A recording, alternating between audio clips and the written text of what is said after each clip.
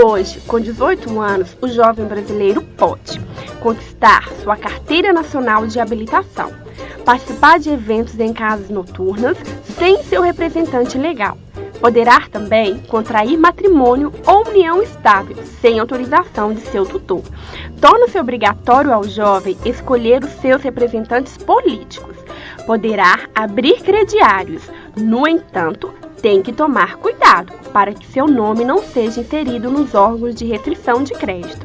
Alcançando a maioridade, poderá o jovem viajar para fora de seu país.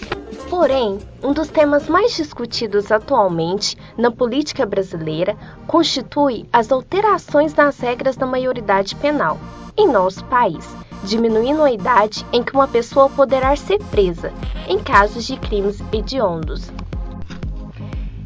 Essa é uma discussão que tem se desenrolado ao longo de muitos anos e que envolve convicções muito enraizadas sobre responsabilidade individual e sobre a implementação de políticas públicas no nosso país. Afinal, o que é melhor para o Brasil? Manter a maioridade penal em 18 anos ou reduzi-la para 16 anos de idade?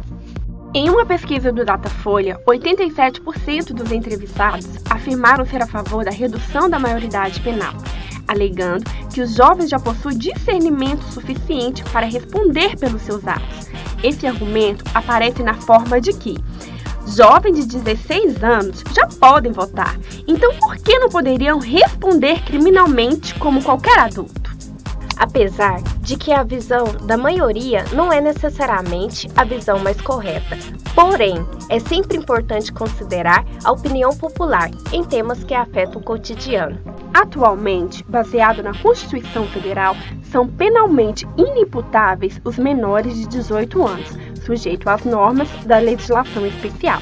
Dessa forma, se um menor cometer algum ato infracional, conduta típica, ilícita e culpável, em conformidade com o Estatuto da Criança e do Adolescente, lhe poderá ser imputado 6 medidas educativas, sendo elas a advertência, a obrigação de reparar o dano, prestação de serviço à comunidade, liberdade assistida, semi-liberdade e internação. Recomenda-se que as medidas sejam aplicadas de acordo com a capacidade de cumpri-la, a circunstância do fato e a gravidade da infração. Mas precisamos admitir que o Estatuto da Criança e do Adolescente é muito brando em alguns casos, assim como tem um rigor excessivo em outros. E ainda, com a redução da maioridade penal, serão violados alguns direitos fundamentais. Dessa forma, se um menor cometer algum ilícito, ele não estará sujeito à legislação especial, prevista na Lei 8.069/90. O jovem será diretamente incluído no sistema prisional comum. Vale ressaltar que o Brasil tem a 4ª maior população carcerária do mundo e um sistema prisional superlotado, com aproximadamente 500 mil presos, só ficando atrás para os Estados Unidos, China e Rússia. Não há dados que comprovem que o rebaixamento da idade penal reduz os índices de criminalidade juvenil. Porém, há dados que comprovem o aumento das chances de reincidência, uma vez que as taxas nas penitenciárias são de 70%, enquanto no sistema socioeducativo estão abaixo de 20%. O Unicef, órgão responsável por monitorar situações dos índices de homicídio na adolescência, em 2005 fizeram uma projeção de que 35 mil adolescentes seriam assassinados entre os anos de 2006 e 2012. Infelizmente, o tempo mostrou que o diagnóstico estava bem próximo da realidade. 33,6 mil pessoas dessa faixa etária morreram neste período. Outro dado alarmante é o fato que o Brasil é um dos recordistas mundiais em mortes no trânsito.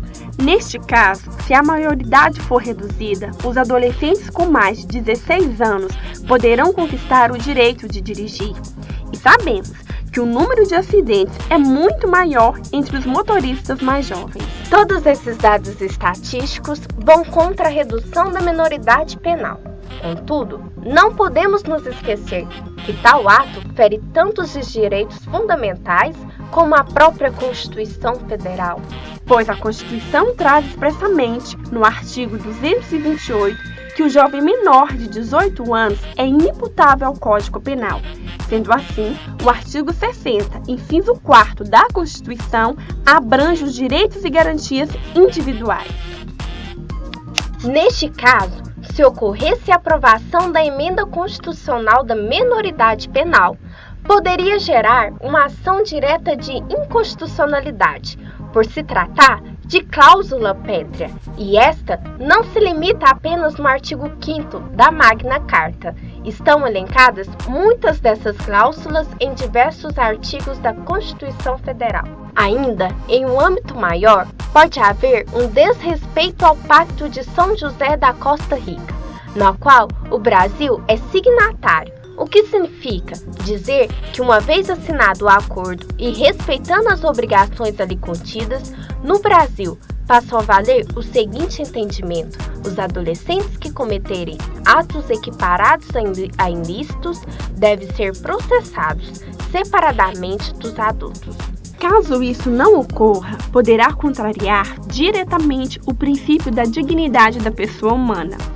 Esse tratado assegura aos jovens o tratamento diferenciado, onde os mesmos não poderão ser responsabilizados na esfera criminal.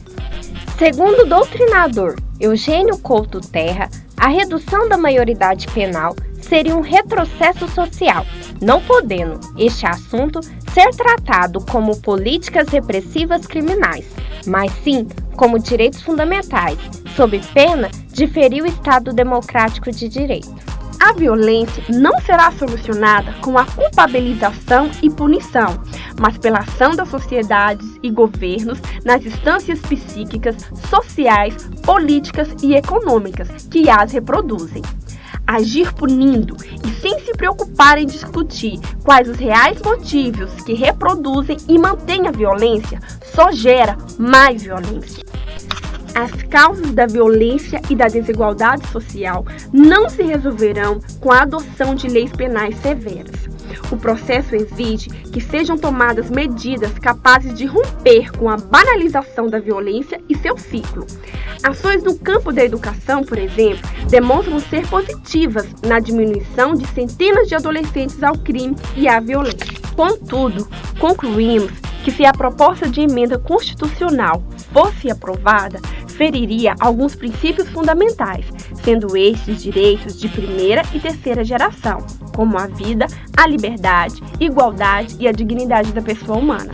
Se colocarmos em um lado de uma balança o direito à vida e do outro lado da mesma a liberdade e a dignidade da pessoa humana, quais deles pesariam mais para você?